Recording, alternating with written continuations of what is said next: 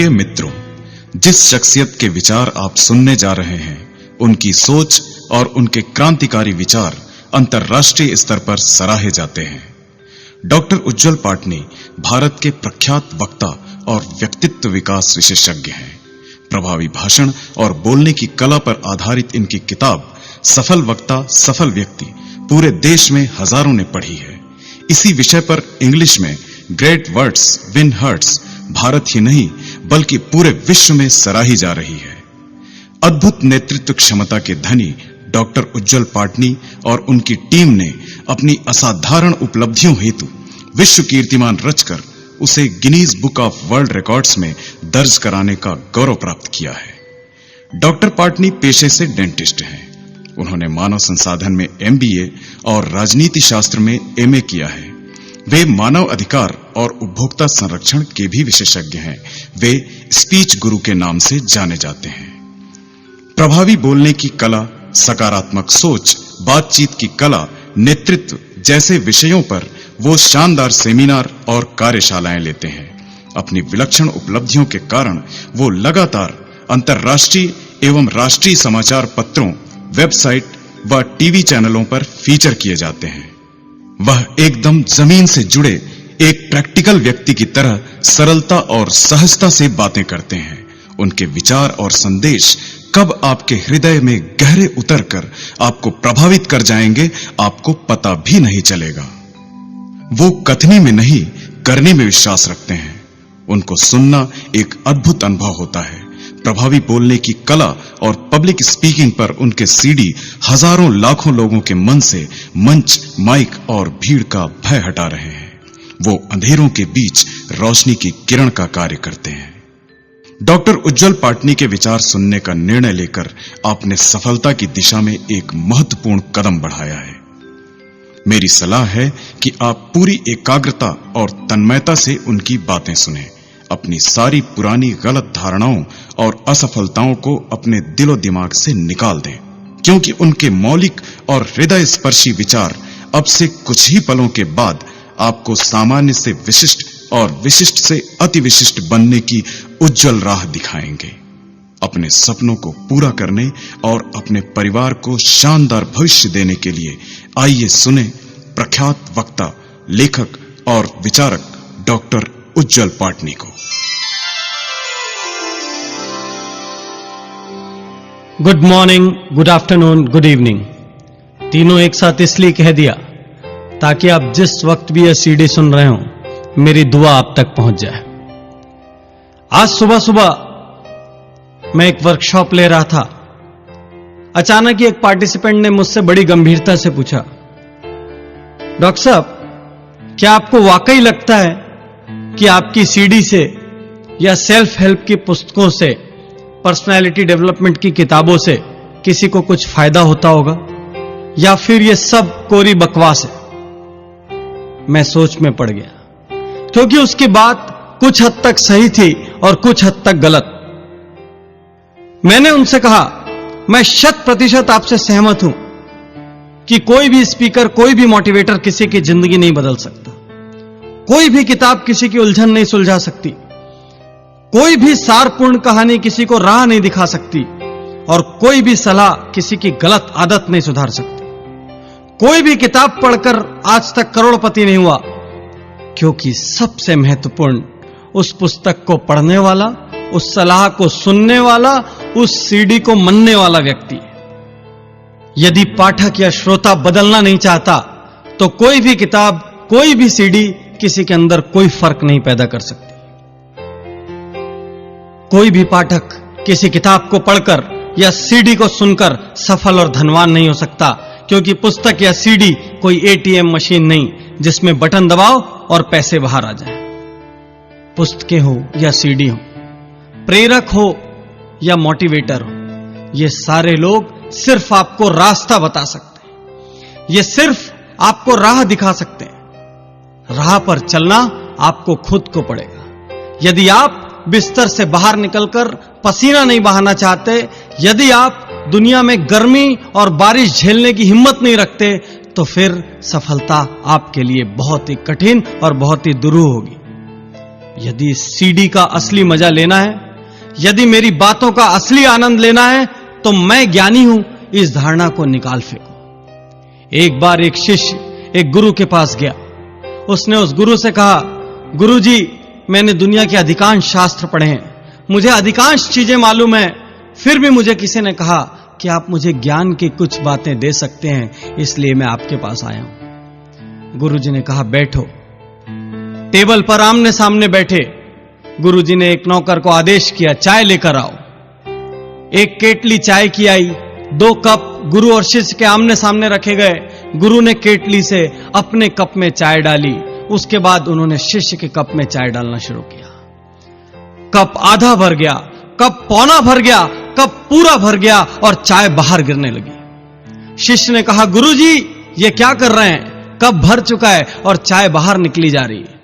गुरु ने कहा, शिष्य, जिस तरीके से भरे हुए कप में और चाय आना संभव नहीं है, ठीक उसी तरीके से तुम्हारे भरे हुए दिमाग में किसी भी नए विचार के लिए कोई जगह नहीं।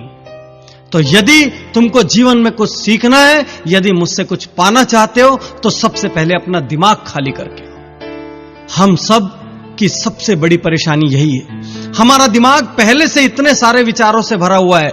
हम पहले से ही सोच लेते हैं अमुक बात से हमें कोई फायदा नहीं होगा, अमुक चीज बकवास है, और इसीलिए कोई भी बात ना तो हमें लाभ पहुंचा पाती है और ना ही हमारे जीवन में कोई सकारात्मक परिवर्तन ला पाती है। तो मित्रों, आप आगे मुझे जितनी भी देर सुने, जिन लोगों को बकवास लगे वो बकवास समझकर भूल जाएं, लेकिन जिन लोगों के मन में जरा भी अपने जीवन को बदलने की इच्छा है, जो लोग अपनी एक भी गलत आदत को बदलना चाहते हैं, जो लोग चाहते हैं कि सफलता उनके कदम चूमे, जो लोग ये चाहते हैं कि वो जिंदगी में और हीनता के साथ ना जिएं, उन सब के लिए मैं अपने दिल से निकली हुई लाइनें कहना चाहता हूं। और यदि इस पूरे सीडी में आपने 1 या 2 लाइनें या 1 या 2 विचार भी ग्रहण कर लिए, तो यकीन मानिए आपके जीवन में बहुत बड़ा परिवर्तन हो सकता है। क्योंकि बहुत बड़ा परिवर्तन लाने के लिए बड़े बड़े पोथी और शास्त्र पढ़ने की जरूरत नहीं है। बहुत बड़ा परिवर्तन कभी कभी मात्र एक विचार के माध्यम से आ सकता है। मित्रों, यदि जीवन में सफलता पाना है, यदि जीवन में आगे जाना है, तो जिंदगी की प्राथमिकताएं तय करनी होगी। आपको यह तय करना पड़ेगा कि सबसे पहले आप क्या पाना चाहते हैं और किस दिशा में जाना चाहते हैं। यदि दिशा तय नहीं होगी, तो जीवन में कोई भी उपलब्धि हासिल करना मुश्किल होगा। यह भी हो सकता है कि आप गैर जरूरी और गैर वाजिब कार्यों में अपना सारा समय बिता दें, और जो वास्तविकता में महत्वपूर्ण कार्य थे, उनके लिए आपके पास समय ही ना हो। एक प्रेरक ने एक कांच का बर्तन अपने हाथ में उठाया और ढेर सारे उपस्थित जन समूह के बीच सब लोगों को दिखाया। उस प्रेरक ने उस कांच के बर्तन में पत्थरों के बड़े बड़े टुकड़े डाले और वो बर्तन भर गया। प्रेरक ने उपस्थित लोगों से पूछा, क्या इस बर्तन में कुछ और आने की जगह है? उपस्थित लोगों ने जवाब दिया, नहीं, इसमें कुछ भी और नहीं आ सकता, क्योंकि ये पूरा भर चुका है। प्रेरक ने कुछ नहीं कहा। प्रेरक ने छोटे आकार के कंकड़ उठाए और बर्तन में डालना शुरू किया।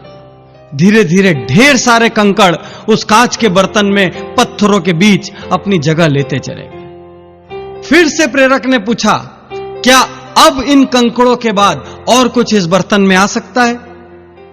अधिकांश ने जवाब दिया, नहीं, अब तो बिल्कुल भी गुंजाइश नहीं है, यह 100% भर चुका है। प्रेरक ने फिर से उस कांच के बर्तन को उठाया और उसमें रेत डालने लगा।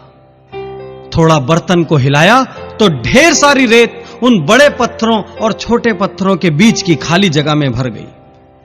सारे उपस्थित लोगों के चेहरे उतर चुके थे, वो सब निरुत्तर थे। प्रेरक ने अंतिम बार फिर से कहा, क्या अब भी इसके अंदर कुछ आ सकता है? अब सारे लोग पूरी ताकत से कहने लगे, नहीं, भले ही अब तक हम गलत रहे हो, लेकिन अब तो हम गारंटी से कह सकते हैं कि इसमें कुछ भी नहीं आ सकता। प्रेरक ने फिर से कहा, मित्रों, सामान्य सोच से एक आध कदम आगे जाकर सोचोगे तो ही उत्तर मिलेगा। क्या फिर से अब इस बर्तन में और कुछ आ सकता है? उपस्थित लोगों ने 1-2 मिनट और लिया सोचने को और कहा, नहीं गुरुजी, हम पूरी तरह से समझ चुके हैं, इस बर्तन में कुछ भी और आने की जगह नहीं है। प्रेरक ने कोई जवाब नहीं दिया। चुपचाप पानी से भरा एक जग उठाया और उस कांच के बर्तन में पानी डालना शुरू किया। वह पानी बड़े पत्थर, छोटे पत्थर तथा रेत के बीच धीरे धीरे अपनी जगह बनाता चला गया। कुछ पानी उस रेत ने सोख लिया और धीरे धीरे उस बर्तन में ढेर सारा पानी आ गया। सारे उपस्थित लोग निरुत्तर थे। फिर उस प्रेरक ने कहा, मित्रों, जिस तरह से इस कांच के बर्तन में पहले बड़ा पत्थर डाला गया, फिर छोटे पत्थर और कंकड़ डाले गए, फिर रेत डाली गई, फिर पानी डाला गया, इसलिए सारी चीजें इसमें समा सकी। यदि इसकी जगह पहले पानी डाल दिया जाता और पत्थर डालते तो सारा पानी बाहर छलक जाता। यदि पहले रेत डाल दी जाती तो रेत से यह बर्तन भर जाता और इसमें बड़े पत्थर आने के लिए कोई जगह नहीं बचती। कहने का अर्थ यह कि यदि जीवन में कुछ पाना है तो हम सब के पास उतना ही समय है और उतने ही संसाधन है, दिन में सिर्फ 24 घंटे। इन 24 घंटों के लिए जिस भी व्यक्ति ने सही प्राथमिकताएं तय की होंगी, वह व्यक्ति जरूर सफल होगा। जो लगन से, पूरी ताकत से, पूरी मेहनत से डटेगा, जुटेगा, पसीना बहाने को तैयार होगा, वो जरूर सफल होगा। लेकिन जिसकी प्राथमिकताएं गलत होगी, उस व्यक्ति की सफलता के बारे में मैं बिल्कुल भी आश्वस्त नहीं हूं। तो सबसे पहले आपको सोचने की जरूरत है कि जीवन में इस वक्त आपकी प्राथमिकताएं सही है कि नहीं। यदि प्राथमिकताएं सही हैं तो फिर आगे हम लगन की, दिशा की और दूसरे गुणों की बात करेंगे। यहां पर यह भी जरूरी है कि आप अब तक जहां भी हो, अब तक आपने जितनी भी असफलताएं झेली हो, अब तक संसार ने आपको जो भी लेबल दिया हो, उन सारे लेबलों को आप भूल जाएं और एक नई शुरुआत करने को तैयार हो। भले ही आपकी उम्र 30 साल हो, 40 साल हो या 50 साल हो, भले ही आपने आज तक कोई महत्वपूर्ण सफलता अर्जित की हो या ना की हो, फिर भी इसका अर्थ यह नहीं कि आप आगे सफल नहीं हो सकते। आप आज उठ सकते हैं, आप आज जाग सकते हैं, आप आज दुनिया के आपके बारे में जो भी नकारात्मक विचार हैं उनको गलत सिद्ध कर सकते हैं और आप नए सिरे से अपनी सफलता की गाथा लिख सकते हैं। एक वक्ता ने एक मीटिंग में 1000 रुपए का नोट निकाला, उपस्थित जन समूह को दिखाया और पूछा, इस नोट को कौन पाना चाहता है?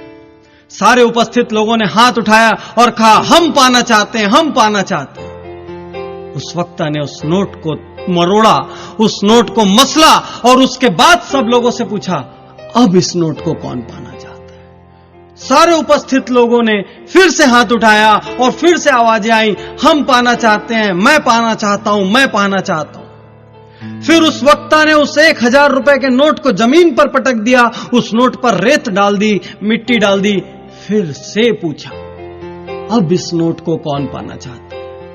हैरानी की बात, अब भी वो सारे हाथ उठे थे और वो सारे उठे हुए हाथ उस 1000 के नोट को पाना चाहते थे। उस वक्ता ने 1000 रुपए के नोट की इस कहानी का, इस वृतांत का सार समझाते हुए कहा कि नोट चाहे मुड़ा हो, चाहे तुड़ा हो, चाहे हाथ में हो, चाहे जमीन पर हो, चाहे उस पर मिट्टी गिर गई हो, फिर भी आप सब इसे पाना चाहते हैं, क्योंकि 1000 का मूल्य 1000 ही होता है। ठीक इसी तरीके से जिंदगी में आप कैसी भी परिस्थिति से गुजर रहे हो, कितनी भी ठोकरें खाई हो, आपका मूल्य कोई नहीं कम कर सकता, बशर्ते आप अपना मूल्य सही आंकते हो। तो सबसे बड़ा प्रश्न इस वक्त यह है, क्या आप अपना मूल्य सही आंकते हैं? क्या आप अपने आप को हीन मानते हैं? क्या आप अपने आप को दूसरों से कमतर मानते हैं? यदि आप सम्मान के साथ जीना चाहते हैं तो अपने अतीत से खुद को मुक्त कीजिए, अपने बारे में एक श्रेष्ठ राय बनाइए और पूरी ताकत से नई जिंदगी शुरू कीजिए। हर प्रकार के बहाने छोड़ दीजिए, हर प्रकार की नकारात्मक राय भूल जाइए और आज और अभी इस सीडी को सुनने के साथ साथ यह संकल्प लीजिए कि जो कुछ भी मैं कर सकता हूं पूरी ताकत और जुनून से करूंगा, चाहे कैसी भी परिस्थिति हो। और फिर आपको चिंता करने की कोई आवश्यकता नहीं, क्योंकि परिणाम हमेशा आपकी उम्मीद से बेहतर होंगे और फिर परिस्थितियां खुद झुककर आपको सलाम करेगी, क्योंकि दोस्तों, चढ़ते सूरज की आराधना सारा संसार करता है। सफलता के रास्ते पर चलने के लिए आपको अपने दैनिक जीवन में झांकना होगा। आप कितने बहाने बनाते हैं, आप कैसी भाषा का प्रयोग करते हैं। मैं हमेशा अपने वर्कशॉप्स और सेमिनार्स में पार्टिसिपेंट से कहता हूं, चाहे मैं देश के किसी भी कोने में क्यों ना हूं, कुछ वाक्यों को तलाक देना होगा। अपनी दैनिक जीवन में दैनिक भाषा पर गौर करिए। जिन वाक्यों की मैं बात करने जा रहा हूं, यदि इन वाक्यों का आप उपयोग करते हैं, यदि ये वाक्य आपकी बोली का हिस्सा है, यदि ये कार्य आपकी आदतों का हिस्सा है, तो आपको इनको तलाक देना होगा। तभी आप दुगनी स्पीड से मंजिल की ओर, सफलता की ओर बढ़ पाएंगे। सबसे पहला वाक्य, लोग क्या कहेंगे। अधिकांश लोग दुनिया में दूसरों के डर से नई चुनौतियां हाथ में नहीं लेते, आगे बढ़कर पहल नहीं करते। उनके मन में सिर्फ एक भय होता है, यदि असफल हो गए तो लोग क्या कहेंगे।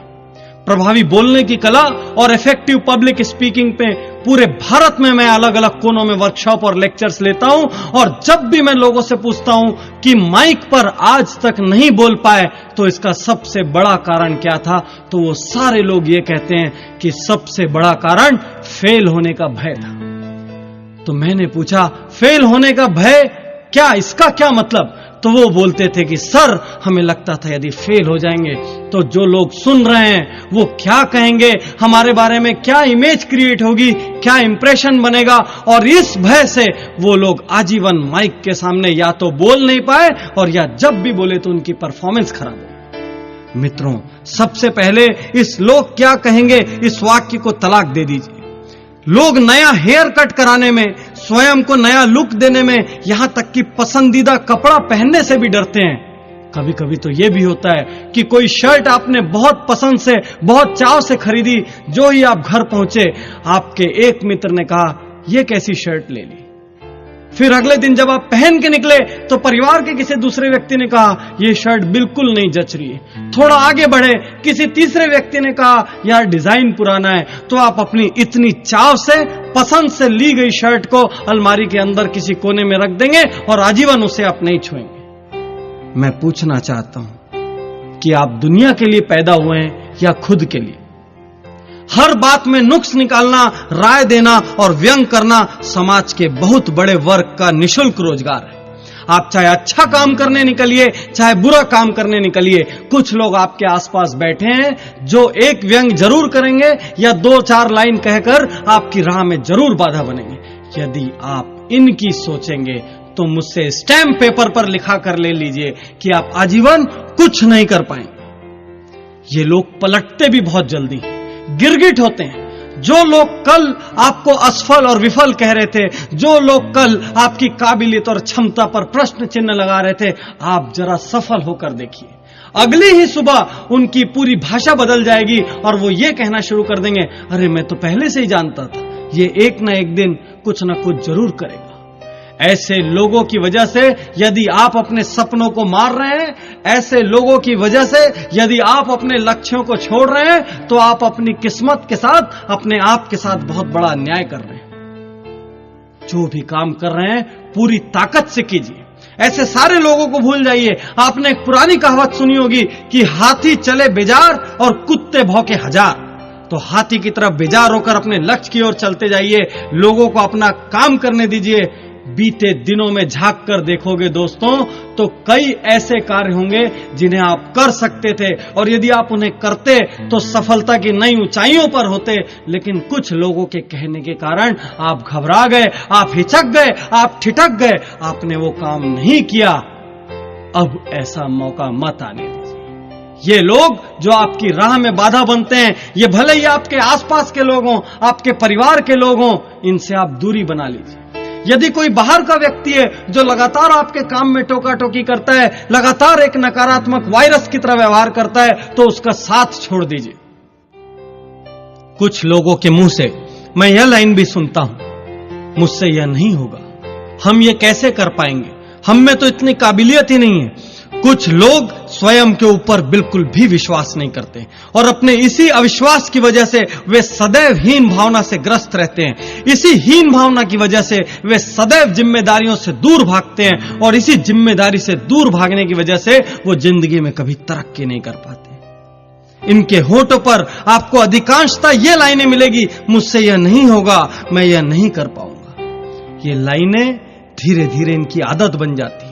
और व्यक्ति जाने अनजाने दिन में बहुत बार ये लाइनें उपयोग में लाने लगता है। धीरे धीरे इन लाइनों को उपयोग में लाने से यह संदेश और चेतन मस्तिष्क तक चले जाता है और उस व्यक्ति की कार्य क्षमता कम होने लगती है। वह व्यक्ति जब कार्य करता है तो असफल होने लग जाता है और यह असफलता जाने अनजाने पुनः उस विश्वास को दृढ़ करती है कि मुझसे यह नहीं होगा। मित्रों, यह एक आत्मघाती वाक्य है और यह धीरे धीरे आपकी छवि को आपके स्वयं के सामने, परिवार के सामने और समाज के सामने नकारात्मक बना देगा। आप स्वयं को अंदर से कमजोर महसूस करने लगेंगे और आपका पतन 100% निश्चित हो जाएगा। इसलिए आज से इस कमजोर लाइन को तलाक दे दीजिए और एक नया वाक्य उपयोग में लाइए, यदि इस दुनिया में कोई और कर सकता है तो मैं भी कर सकता हूं। बहुत सारे लोगों के मुंह से मैं यह लाइन भी सुनता हूं, आज मूड नहीं है, अभी मूड नहीं है। हमारे बड़े बूढ़ों ने अपने जमाने में यह लाइन कभी नहीं सुनी होगी, लेकिन आज की जनरेशन में आप नर्सरी के बच्चों के मुंह से भी सुन लेंगे। मुझे समझ में नहीं आता ये मूड क्या बला है और ये शब्द हमारी भाषा में आखिर घुसा कैसे। मैं आपसे एक सवाल करता हूं, आप सड़क पर जा रहे हैं और कोई कुत्ता आपको काटने दौड़े तो क्या आप कुत्ते से यह कहने का साहस कर सकते हैं, आज मेरा भागने का मूड नहीं है इसलिए मुझे काट लो? आपको तैरना नहीं आता, आप पानी में डूब रहे हैं तो क्या आप यह कहने का साहस कर सकते हैं कि आज बचाओ बचाओ चिल्लाने का मूड नहीं है इसलिए मैं डूबना चाहता हूं? आपको भयंकर प्यास लगी हो और सामने पानी आए तो क्या आप कहेंगे कि छोड़ो, आज पानी पीने का मूड नहीं है? जब ऐसी जगहों पर मूड याद नहीं आता तो अपना भविष्य संवारने के लिए किए जाने वाले जरूरी कामों में यह मूड शब्द कहां से आता है, मुझे समझ में नहीं आता। मित्रों, जो काम जरूरी है वह जरूरी है, उसके लिए मूड कैसा? काम शुरू कर दो, मूड अपने आप बन जाए। आज से लगभग 2-3 साल पहले मैं भी पुस्तक लिखने के लिए मूड की तलाश करता था। इसी वजह से हर बुक में बहुत ज्यादा वक्त लगता था। धीरे धीरे मुझे समझ में आया कि यह सिर्फ मेरा ड्रामा है, नखरा है। धीरे धीरे मैंने जब भी पुस्तक लिखने की सोची तुरंत कलम उठाया और लिखना शुरू कर दिया। यदि मन के किसी कोने में ऐसा भी लगा कि आज मूड नहीं है या छोड़ो कल लिख लूंगा, तो उस वाक्य को तुरंत मैंने दिमाग से झटक दिया। धीरे धीरे एक ऐसी स्थिति आ गई कि अब जब भी मैं पेन लेकर बैठता हूं तो अपने आप विचार मेरे दिमाग में आने लग जाते हैं। अब मुझे ना तो मूड की कोई दरकार बची है, ना ही ऐसा कोई ड्रामा करने की इच्छा बची।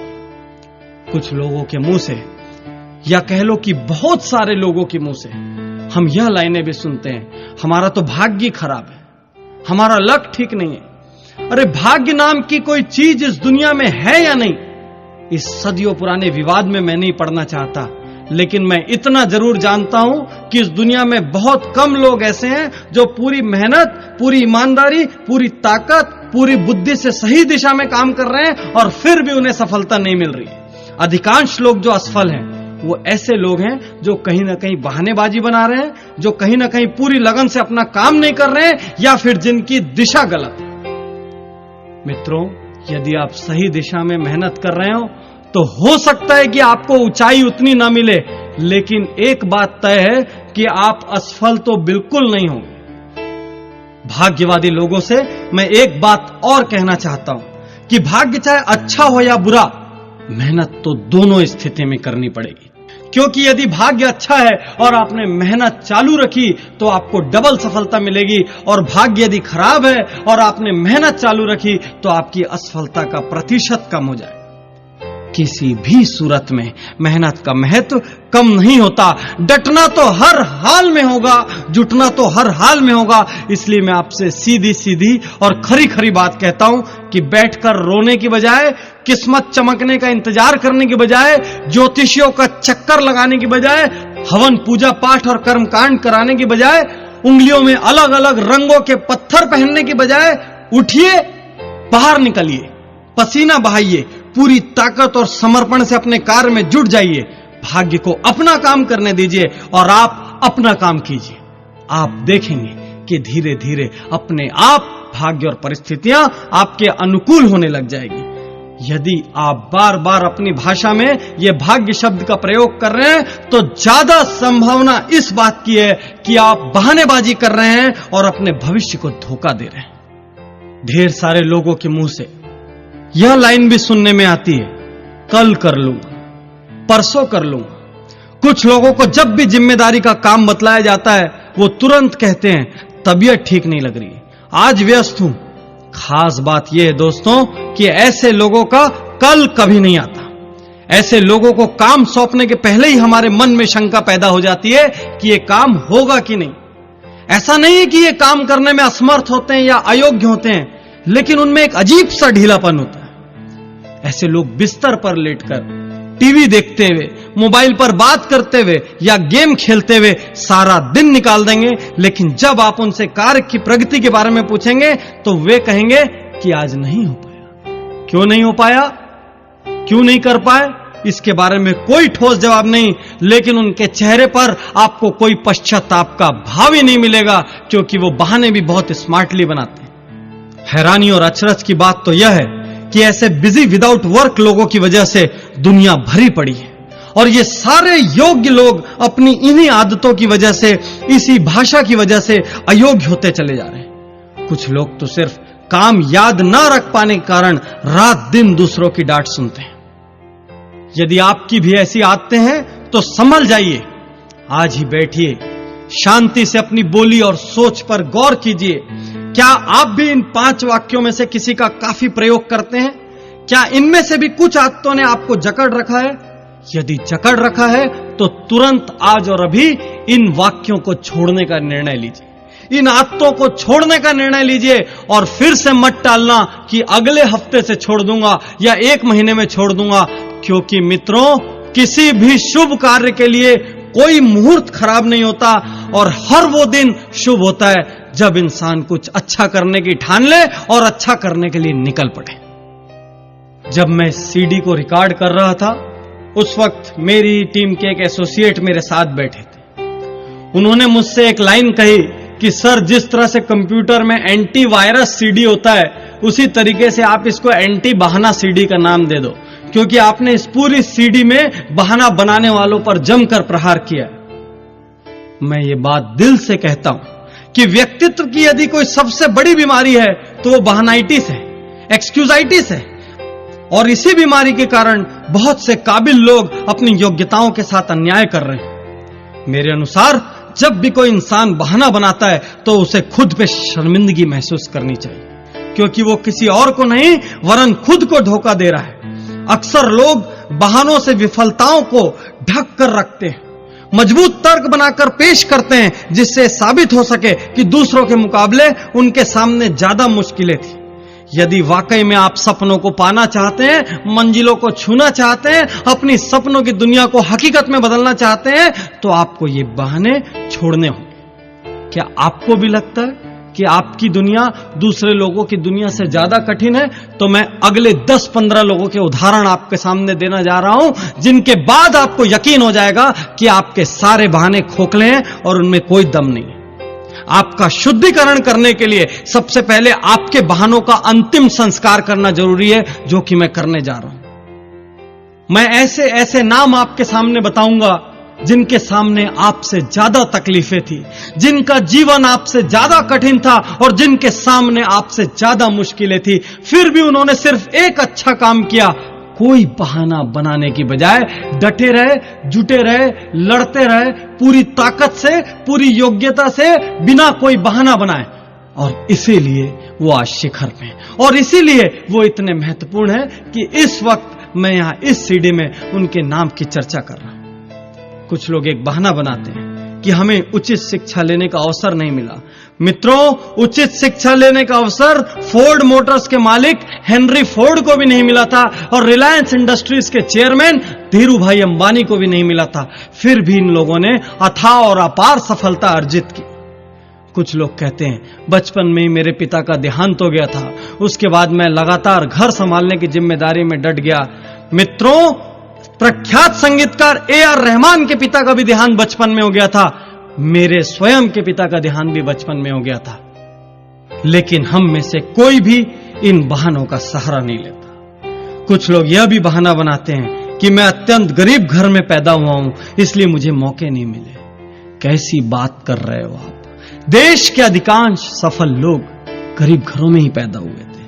किसी और का नाम न लें तो पूर्व राष्ट्रपति एपीजे अब्दुल कलाम इतने गरीब घर में पैदा हुए थे कि उनकी शिक्षा का खर्च भी दूसरे लोगों ने वहन किया था। कौन सा बहाना बनाएंगे आप? कौन सा बहाना बनाएंगे आप? मैं आपके सारे बहानों की सर्जरी कर दूंगा। कुछ लोग कहते हैं मैं बचपन से लगातार अस्वस्थ रहता था। अरे ऑस्कर विजेता अभिनेत्री मर्ली मेटलिन भी बचपन से बहरी थी और अस्वस्थ थी।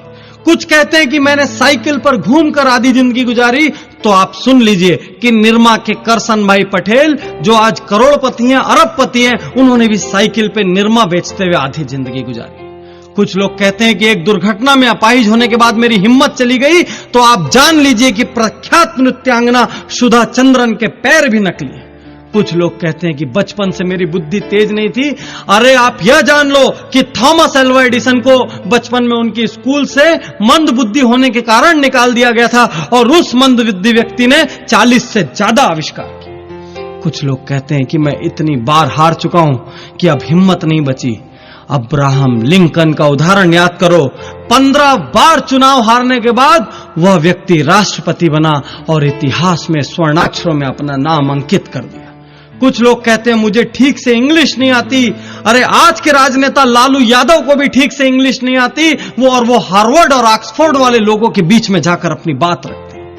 कुछ लोग कहते हैं कि मुझे बचपन से परिवार की जिम्मेदारी उठानी पड़ी। स्वर साम्राज्ञी लता मंगेशकर को भी बचपन से परिवार की जिम्मेदारी उठानी पड़ी थी। यहां तक कि उन्होंने पहला गाना भी इसलिए गाया था क्योंकि उस दिन उनके घर में पैसों की सख्त जरूरत थी। कुछ लोग कहते हैं मेरी लंबाई बहुत कम है, तो देश के सुपरस्टार सचिन तेंदुलकर की भी लंबाई बहुत कम है। कुछ लोग कहते हैं मैं इंजीनियर बनना चाहता था लेकिन परिस्थितियां ऐसी हो गई कि मुझे मेरे मन की राह नहीं मिली, मैं व्यापारी बन गया। डेल कार्नेगी का नाम आपने सुना होगा, जिन्होंने how to win friends and influence people जैसी बेस्ट सेलर किताब लिखी है। वो फुटबॉल खिलाड़ी बनना चाहते थे लेकिन वो विश्व के सर्वाधिक लोकप्रिय और प्रख्यात लेखक बन गए। कौन सा बहाना बनाओगे आप? कैसा बहाना बनाओगे आप? मैं आपके हर बहाने की सर्जरी करने के लिए आपके सामने खड़ा हूं। कुछ लोग कहते हैं मैं अत्यधिक मोटा हूं, इस वजह से मुझे शर्म आती है। अरे मोटे हो तो मोटापा कम करो। अदनान सामी को देखो, इतना मोटा व्यक्ति था तब भी वो बहुत अच्छा गायक था और उसने एक दिन निर्णय ले लिया कि मुझे मोटापा कम करना है, तो उसने ऐतिहासिक रूप से अपना वजन कम करके दुनिया को दिखा दिया कि दृढ़ निश्चय हो तो सब कुछ संभव है। कुछ लोग कहते हैं मैं एक छोटी सी नौकरी करता हूं, क्या हो पाएगा? अरे धीरू भाई अंबानी, नारायण मूर्ति, ये सारे लोग छोटी छोटी नौकरियां करते थे। कोई कहता है मेरी कंपनी, मेरा व्यापार एक बार दिवालिया हो चुका है, अब मुझ पे कौन भरोसा करेगा? तो आप जान लीजिए कि जिस पेप्सी को आप बड़े चाव से स्वाद लेकर पीते हैं वह दुनिया की सबसे बड़ी शीतल पेय निर्माता कंपनी पेप्सी कोला 2 बार दिवालिया हो चुकी। कुछ लोग कहते हैं मैं डिप्रेशन में जा चुका हूं, मेरा नर्वस ब्रेकडाउन हो चुका है। तो आप जान लीजिए कि डिज्नीलैंड बनाने के पहले वॉल्ट डिज्नी का भी 3 बार नर्वस ब्रेकडाउन हुआ था। कुछ लोग उम्र का बहाना बनाते हैं, उम्र बहुत ज्यादा हो चुकी है। तो आप ये जान लीजिए कि विश्व प्रसिद्ध केंटकी फ्राइड चिकन के मालिक ने 60 साल की उम्र में पहला रेस्टोरेंट खोला था और उस दुनिया में उनके पास रेस्टोरेंट की श्रृंखला है। कुछ लोग कहते हैं कि मेरी उम्र कम है, तो आप सानिया मिर्जा को देखिए, इतनी कम उम्र में दुनिया के शीर्ष टेनिस खिलाड़ियों में आज उनका नाम शुमार है। कौन सा बहाना बनाएंगे आप? कुछ लोग कहते हैं मेरे पास एक बहुत ही बहुमूल्य आइडिया है लेकिन जहां भी जाता हूं कोई मेरे प्रस्ताव को स्वीकार नहीं करता, मैं हताश हूं, निराश हूं। आप जान लीजिए कि जेरोक्स की फोटोकॉपी मशीन के आइडिया को भी पहले ढेरों कंपनियों ने अस्वीकार किया था और परिणाम हमारे सामने है। आज हर गली में, हर ऑफिस में एक फोटोकॉपी मशीन है और वो आज किसी भी ऑफिस के लिए सबसे जरूरी चीजों में से एक। कुछ लोग कहते हैं कि मैं काम शुरू करना चाहता हूं लेकिन मेरे पास काम शुरू करने के लिए भी धन नहीं है। मित्रों, ये कोरा बहाना है क्योंकि इंफोसिस के पूर्व चेयरमैन नारायण मूर्ति के पास भी काम शुरू करने के लिए धन नहीं था। और यदि इस सीडी में समय की पाबंदी नहीं होती तो मैं आपको 10,000 नाम ऐसे बताता जिनके पास काम शुरू करने के लिए धन नहीं था और जो आज करोड़ों अरबों रुपयों के मालिक हैं। कुछ लोग कहते हैं कि उन्हें ढेर सारी बीमारियां हैं। कैसा बहाना बनाते हैं? अरे वर्जिन एयरलाइंस के प्रमुख मिस्टर रिचर्ड ब्रेंसन को आंखों की कमजोरी है, डिस्लेक्सिक है। लेखक वेद प्रकाश मेहता की दोनों आंख नहीं है। राष्ट्रपति रूजवेल्ट के दोनों पैर काम नहीं करते थे। यहां तक कि स्वर्ण पदक विजेता विल्मा रुडोल्फ को पोलियो था। मित्रों, आप जितने भी बहाने सोच सकते हैं, मैं उनसे ज्यादा नाम आपको बता सकता हूं जिन्होंने उन मुश्किलों का हल ढूंढा है।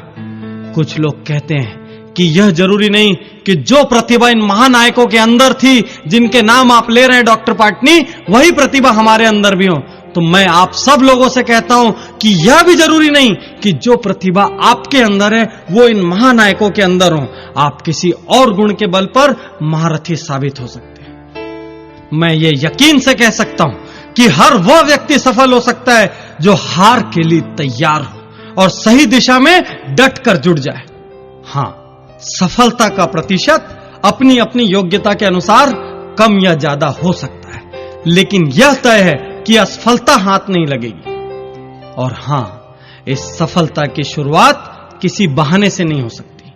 उसके लिए एक दमदार प्रयास की जरूरत है। लेकिन ये बहाने आपके सपनों की अर्थी जरूर निकाल सकते हैं। इसलिए अगली बार काम से जी चुराने के पहले, असफलता के डर से काम छोड़ने के पहले, जिम्मेदारियों से भागने के पहले यह जरूर सोच लेना कि आप किसका अहित कर रहे हैं। क्योंकि मित्रों, जीवन में आपने क्या खोया और क्या पाया, इसकी सिर्फ आपकी और आपकी जिम्मेदारी है। एक बात और कहना चाहता हूं कि यदि आप सोच रहे हैं कि कल कुछ खास हो जाएगा, भविष्य में कुछ जरूर कर लूंगा, तो मैं आपको बताना चाहता हूं कि भविष्य का आविष्कार नहीं होता। हर रोज जो आप करते हो उसी से भविष्य का निर्माण होता है। आप हर रोज जो मेहनत कर रहे हो वह अभी भविष्य में तब्दील हो रहा है, और आप हर रोज जो बहानेबाजी करके दिन गंवा रहे हो वह भी भविष्य में तब्दील हो रहा है। आपको चुनना होगा आप कैसा भविष्य चाहते हैं। एक कड़वी सी बात कहना चाहता हूं कि कल यदि आपके माता पिता आपके जैसी संतान होने पर अफसोस करें, कल यदि आपकी पत्नी आपके जैसा पति पाने पर अफसोस करे, और कल यदि आपका बच्चा आपको पिता कहने में अफसोस करे, तो इसके जिम्मेदार सिर्फ आप होंगे। आज आप जहां भी हैं, कल आप जहां भी होंगे, इसके लिए आप किसी भी और को जिम्मेदार नहीं ठहरा सकते। इसलिए आज, अभी और यहीं अपने सारे बहानों का अंतिम संस्कार कर दीजिए, अपने सारे नकारात्मक वाक्यों का अंतिम संस्कार कर दीजिए, और देखिए कल की सुनहरी सुबह एक बार फिर आपके लिए खुशियों के नए पैगाम लेकर आएगी।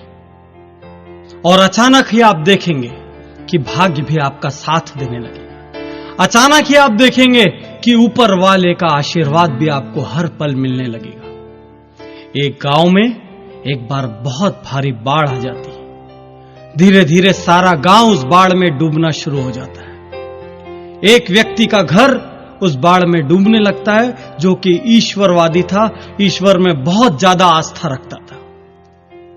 पानी धीरे धीरे ग्राउंड फ्लोर से फर्स्ट फ्लोर तक आता है और छत तक पहुंच जाता है। वो व्यक्ति दौड़कर छत पर चला जाता है अपनी जान बचाने के लिए। धीरे धीरे पानी छत में भरने लगता है। इतने में वहां एक नाव आती है और वो लोग उससे कहते हैं कि इस नाव में आ जाओ, जान बच जाएगी। वह व्यक्ति जवाब देता है, अरे मुझे नाव की कोई जरूरत नहीं, मेरी तो जान भगवान बचाएंगे, मैं उनका बड़ा प्रिय बंदा हूं। वह नाव आगे निकल जाती है। धीरे धीरे पानी और भरने लगता है। इतने में एक और नाव आती है। वो व्यक्ति कमर तक पानी में डूब चुका होता है। उस नाव से लोग फिर चिल्लाते हैं, अरे इस नाव में आ जाओ, कुछ ही मिनटों के भीतर तुम पानी में डूब जाओगे, तुम्हारी जान चली जाएगी। वो व्यक्ति फिर से वही जवाब देता है कि अरे मुझे तुम्हारी नाव की कोई जरूरत नहीं, मैं उस भगवान का प्रिय बंदा हूं, वही मेरी जान बचाएंगे। यह सुनकर वो लोग हंसते हैं और वो नाव भी आगे चली जाती है। पानी उस व्यक्ति की गर्दन तक आ चुका होता है। इतने में ऊपर से एक हेलीकॉप्टर आता है। उस हेलीकॉप्टर से सैनिक रस्सी फेंकते हैं। उस आदमी को चिल्लाते हैं, इस रस्सी को पकड़ो और ऊपर हेलीकॉप्टर में आ जाओ। वह मूर्ख फिर से जवाब देता है कि मुझे तुम्हारे हेलीकॉप्टर की कोई जरूरत नहीं, मेरी रक्षा करने के लिए तो खुद भगवान बैठे हैं। और कुछ ही मिनटों के बाद पानी में डूबने से उसकी मौत हो जाती है। वह व्यक्ति ईश्वर के दरबार में पहुंचता है, स्वर्गलोक में पहुंचता है, भगवान के सामने बड़ा झल्लाया हुआ, फनफनाया हुआ भगवान से कहता है, हे भगवान, तुमने मुझे धोखा दिया। मैंने सारा जीवन हर पल पूरी ईमानदारी से तुम्हारी आराधना की, और जब मैंने पहली बार कुछ मांगा मैं मरने वाला था, लेकिन तुमने मेरी जान नहीं बचाई। भगवान, तुमने मुझे बहुत बड़ा धोखा दिया। भगवान कहते हैं, अरे मूर्ख, तेरे घर जो 2 नाव और 1 हेलीकॉप्टर आया था वो मैंने ही भेजा था। मैं बहुत सारे अलग अलग रूप में तुझको बचाना चाहता था, लेकिन यदि तू ही नहीं बचना चाहेगा, आलस्य करके बैठा रहेगा, ठंडा होकर बैठा रहेगा, तो फिर मैं भी तेरी कोई मदद नहीं कर सकता। मैंने तुझे 3 बार बचने के रास्ते दिए, लेकिन तू स्वयं बचने के लिए कर्म नहीं करेगा तो मैं भी तेरी कोई मदद नहीं करूंगा, यह सच जान ले। तो मित्रों, सार यह है कि ऊपर वाला भी कर्म वीरों की मदद करता है। यदि आप हाथ पर हाथ रखकर भाग्य के भरोसे अपने घर पर बैठे हैं तो उठ जाइए, बाहर निकल आइए। जैसे ही आप मेहनत शुरू करेंगे, वैसे ही आप देखेंगे कि परिस्थितियां आपके अनुकूल होगी। वैसे ही आप देखेंगे कि ईश्वर की सत्ता की कोई अदृश्य शक्ति अचानक ही आपकी मदद को दौड़ पड़ेगी और आपके राह में आने वाली मुश्किलें कम होती चली जाएगी, संकटों के बादल छटने लगेंगे।